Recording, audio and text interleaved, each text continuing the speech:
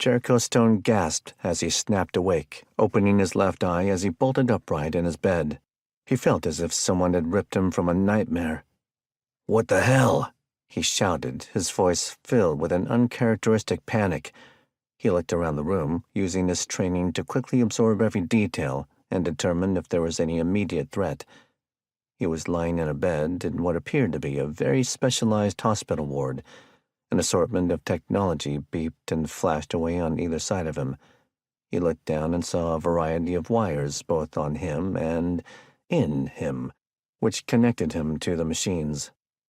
There were no windows. The room was bright and clean and looked like something straight out of a sci-fi movie. Every surface he could see was white. He wrinkled his nose at the faint smell of disinfectant. On the right, a large door stood open, offering a limited view of the corridor beyond. There was a man standing casually at the foot of his bed, partially blocking his view of a large, flat-screen TV mounted on the wall opposite. He was dressed in a shirt and jeans and stared at him with an expression of bemusement and disbelief.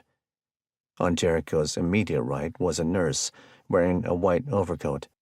An ID badge clipped to the pocket over her left breast stated her name was Julie Fisher.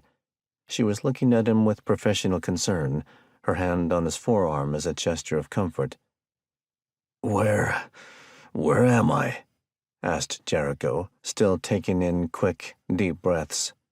Julie squeezed his arm gently. "I'll take this one," interrupted the man, holding up his hand as he spoke. He took a step toward the bed. "Jericho, you're in a medical research facility in California. You've been in a coma for just over a week. You woke up for the first time yesterday, and you've been drifting in and out ever since." Jericho frowned. "California? But you sound British." The man nodded and smiled. "That's because I am British, but please don't hold it against me. I'm Josh Winters. I work for GlobaTech Industries."